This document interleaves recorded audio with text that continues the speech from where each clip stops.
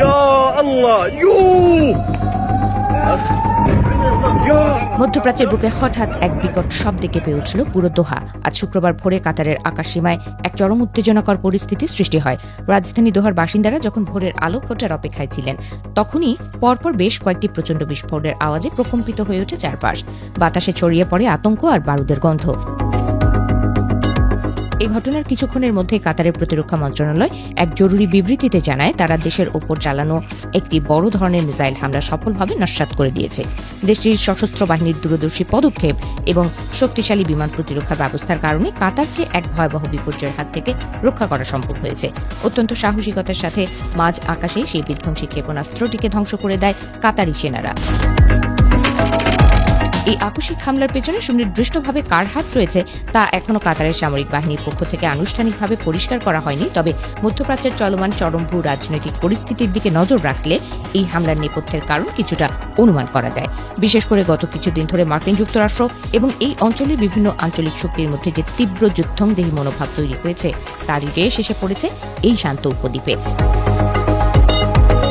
আসলে এই উত্তেজনার সূত্রপাত ঘটেছিল গত বৃহস্পতিবার, যখন মার্কিন সেন্ট্রাল কমান্ড বা সেন্টকম পারস্য উপসাগরের কৌশলগতভাবে অত্যন্ত গুরুত্বপূর্ণ হরমুজ প্রণালীর কাছে ইরানের সামরিক ঘাঁটিতে একযোগে বিমান হামলা চালায়। যুক্তরাষ্ট্রের সেই হামলায় ইরানের কমান্ড সেন্টার এবং বিমান প্রতিরক্ষা ব্যবস্থা মারাত্মকভাবে ক্ষতিগ্রস্ত হয়। আর এই ঘটনার ঠিক পরপরই পুরো অঞ্চলের সমীকরণ সম্পূর্ণ বদলে যায়। আমেরিকার সেই হামলার জবাবে ইরানও হাত গুটিয়ে বসে থাকেনি।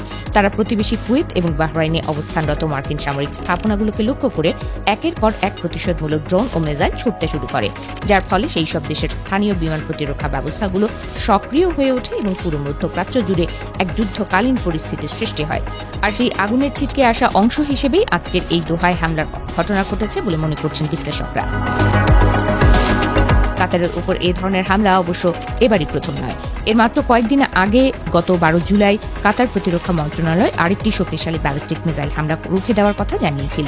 উপর্যুপরি এই সব হামলার ঘটনার পর কাতারের স্বরাষ্ট্র মন্ত্রণালয় দেশের নিরাপত্তা জোরদার করেছে এবং সর্বোচ্চ সতর্কতা জারি করেছে।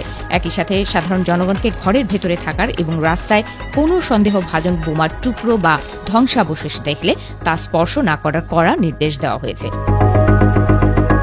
কাতারের সার্বভৌমত্বের উপর এমন নগ্ন হামলার তীব্র নিন্দা জানিয়েছে আন্তর্জাতিক মহল। মিসাইল হামলার ঘটনাটি প্রকাশ পাওয়ার পরপরই মিশর, সংযুক্ত আরব আমিরাত এবং জর্ডানের মতো প্রতিবেশী আরব রাষ্ট্রগুলো কাতারের প্রতি পূর্ণ সংহতি প্রকাশ করেছে। তারা পরিষ্কার ভাষায় জানিয়ে দিয়েছে যে কোনো আরব দেশের ভূখণ্ডে বা বেসামরিক অবকাঠামোতে এ ধরনের হামলা কোনোভাবেই বরদাস্ত করা হবে না।